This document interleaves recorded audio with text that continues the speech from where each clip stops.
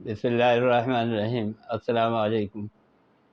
حکیم الامت مجدد الملت حضرت تھانوی رحمۃ اللہ علیہ نے اپنے ملفوظ میں حضرت امام ابو حنیفہ رحمۃ اللہ علیہ کا واقعہ لکھا ہے، اور حضرت امام ابو حنیفہ وہ واحد امام ہیں چاروں اماموں میں کہ جو تابعی تھے، یعنی تابعی اس کو کہتے ہیں کہ جس کو کسی صحابی کی زیارت کا شرف حاصل ہوا ہو، اور صحابی اس کو کہتے ہیں کہ جس کو حضور اکرم صلی اللہ علیہ وسلم کی حالت ایمان میں زیارت نصیب ہوئی ہو۔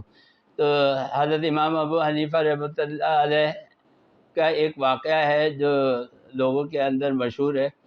فرمایا کہ جب ان کو قاضی کا عہدہ دیا گیا تو انہوں نے اس عہدے کو لینے سے انکار کیوں کیا؟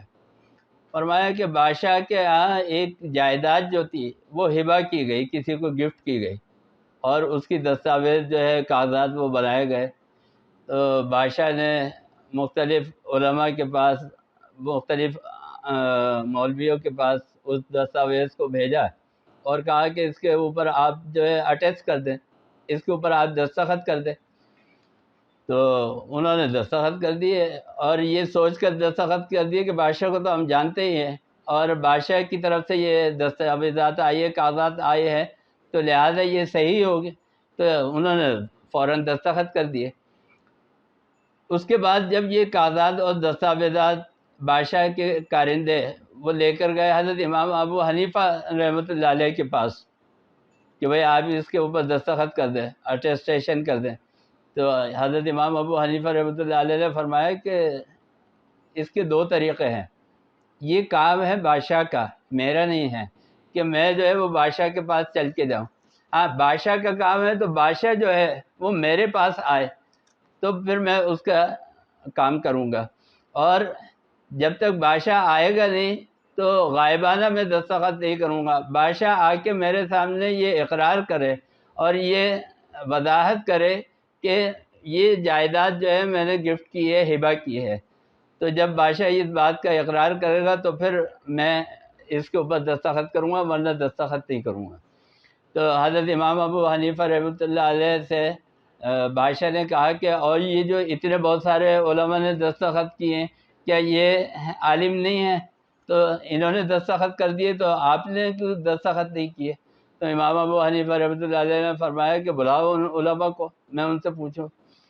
تو علماء کو بلایا گیا۔ حضرت امام ابو حنیفہ رحمۃ اللہ علیہ نے پوچھا کہ بغیر آپ نے بادشاہ کی موجودگی کے کس طرح دستخط کر دیا آپ نے اس کے اوپر؟ دستخط کرنے کا معنی ہے، اٹیسٹ کرنے کے معنی ہے کہ میں اس کو جانتا ہوں اور یہ کام میرے سامنے کیا گیا ہے، یہ جو جائیداد ہبہ کی جا رہی ہے، گفٹ کی جا رہی ہے، یہ جو کام ہو رہا ہے یہ میرے سامنے ہو رہا ہے، تو آپ کے سامنے یہ کام ہوا ہے؟ تو انہوں نے کہا نہیں جی، ہمارے سامنے تو نہیں ہوا، لیکن ہم نے بادشاہ کے روب میں آ کے اس کے خوف سے ہم نے دستخط کر دیے۔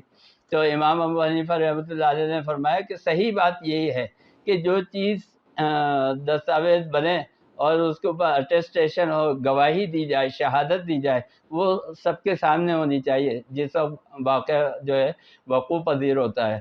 تو حضرت امام رحمۃ اللہ علیہ نے، امام ابو حنیفہ نے منع کر دیا، انکار کر دیا دستخط کرنے سے۔